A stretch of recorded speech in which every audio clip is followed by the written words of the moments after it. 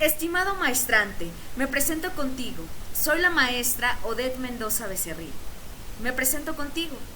Soy licenciada en Derecho, egresada de la Universidad Autónoma Metropolitana, Unidad Azcapotzalco, en la Ciudad de México, con el área de concentración en régimen de la Administración y Finanzas Públicas. Soy maestra en Garantías y Amparo, soy maestra en Educación y soy tesista en Derecho con enfoque ambiental. Actualmente estudio mi doctorado en Ciencias Políticas. Bienvenido a nuestra materia, que es Teorías de la Escuela y la Enseñanza. ¿Qué veremos en esta asignatura? Primeramente, es importante decir que la educación es algo maravilloso. Nosotros no solamente somos formadores de vida, somos formadores de conocimiento.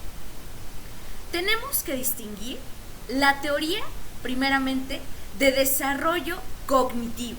Esta teoría es desarrollada por el psicólogo suizo Jean Piaget, en la que manifestaba que los infantes nacen con un desarrollo mental básico y sencillo, pero que gracias al aprendizaje, conforme van desarrollando etapas, van conformando ese mapa mental sobre el mundo que los rodea y el suyo propio. Piaget señaló que el modo en que los pequeños actúan y sienten y perciben denota no que sus procesos mentales estén sin terminar, sino más bien que se encuentran en un estadio con unas reglas de juegos diferentes, aunque sean coherentes y cohesionados entre sí. Es decir, que la manera de percibir de los niños y niñas no se caracteriza tanto por la ausencia de habilidades que sean mentales, típicas de los adultos, como por la presencia de formas de pensar que siguen otras dinámicas muy diferentes dependiendo de la etapa del desarrollo en la que se encuentran. Tenemos también teoría por descubrimiento, desarrollada por un psicólogo estadounidense de nombre Jerome Seymour Bronner. Esta teoría considera que los estudiantes deben aprender a través de un descubrimiento guiado, donde la curiosidad es la herramienta que los motiva para la adquisición de ese conocimiento. El objetivo de ese aprendizaje por descubrimiento es que los alumnos lleguen a descubrir cómo funcionan las cosas de un modo activo y constructivo. Su enfoque se dirige a favorecer capacidades y habilidades para la expresión verbal y escrita, la imaginación, la representación mental, la resolución de problemas y la flexibilidad mental. Es por ello que el aprendizaje no debe limitarse a una memorización mecánica de información de procedimientos, sino que debe conducir al educando al desarrollo de esa capacidad para resolver problemas y pensar sobre la situación a la que se enfrenta. En cuanto a la función del docente, no es únicamente explicar los contenidos acabados como un principio y un final, sino además el docente les debe proporcionar a los alumnos el material adecuado para poder estimular a los alumnos mediante estrategias de observación, comparación, análisis, entre otras cosas. Tenemos la teoría conductista. Esta teoría mencionaremos dos grandes autores, a uno de los psicólogos más importantes del siglo XX, fundador de la escuela psicológica conductista, llamado John Brown Watson, el fisiólogo ruso también Iván Petrovich Pavlov, formulador del conocimiento y el condicionamiento clásico. Para Watson, la psicología no necesitaba de la introspección, ni de la conciencia, ni del alma, ni de la mente, del mismo modo como la física o la química la necesitan. Podríamos decir que la psicología que él propuso era una psicología en tercera persona. Él explicaba que la conducta de los seres humanos y de los animales no humanos se podía estudiar sin referirse a la conciencia. También explica en un presupuesto de reconceptualizar la psicología y darle un nuevo impulso. Watson, en su artículo realizado en 1913, hace mucho tiempo, afirmó que la psicología, como la ve un conductista, es una rama puramente objetiva y experimental de la ciencia natural. Su objetivo teórico es la predicción y el control de la conducta. La introspección no forma parte esencial de sus métodos.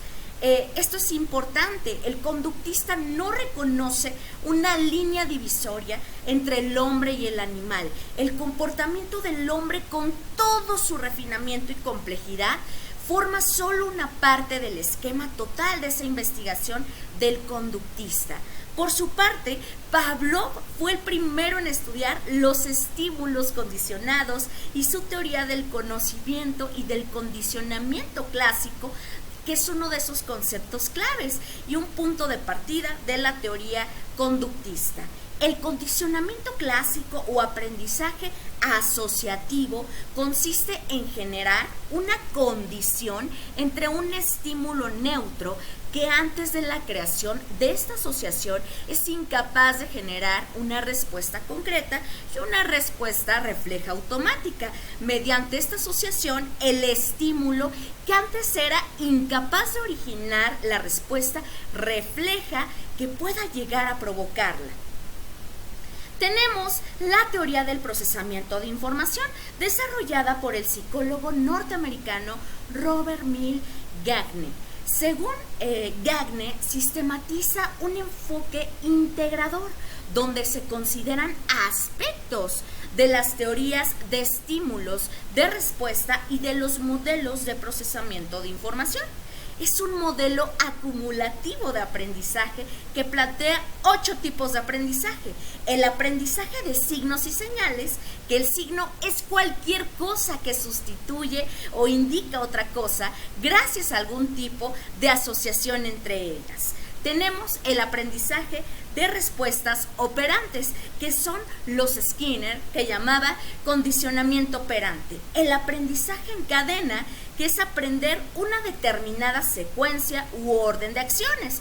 También aprendizajes de asociaciones verbales, que es un tipo de aprendizaje en cadena que implica operaciones de procesos simbólicos bastante complejos. Tenemos el aprendizaje de discriminación múltiple, que implica asociaciones de varios elementos, pero también implica separar y discriminar. Tenemos el aprendizaje concepto, que significa responder a estímulos en términos de propiedades abstractas.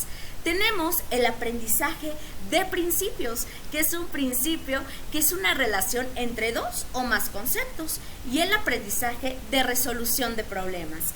La solución de un problema consiste en elaborar con la combinación de principios ya aprendidos un nuevo principio. Tenemos la teoría del aprendizaje significativo, fundada por el psicólogo y pedagogo David Ausubel. Para él, aprender significa que los nuevos aprendizajes conectan con los anteriores, no porque sean los mismos, sino porque tienen que ver con estos de un modo que se crea un nuevo significado. Tenemos también que decir que un aprendizaje significativo es planteado cuando el estudiante puede relacionar el nuevo material de aprendizaje con conocimientos previos existentes en su estructura cognitiva.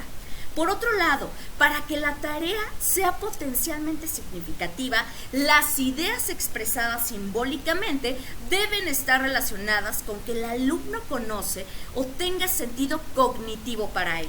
Este proceso interno en la mente de la persona produce una modificación en su estructura cognitiva, en la información recién adquirida y en aquella con la cual se vincula. Tenemos la teoría constructivista. Para esta teoría tenemos que tomar en cuenta a Gottschalk, también considerado el precursor del constructivismo social.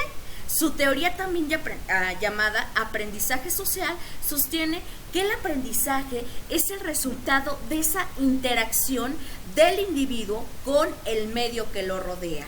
Cada persona adquiere la clara conciencia de quién es y aprende el uso de símbolos que contribuyen al desarrollo de un pensamiento cada vez más complejo en la sociedad en la que forma parte. tenemos que tomar en cuenta que es esencial lo que se ha denominado como la zona de desarrollo próximo, es decir, la distancia entre lo que una persona puede aprender por sí misma y lo que podría aprender con la ayuda de un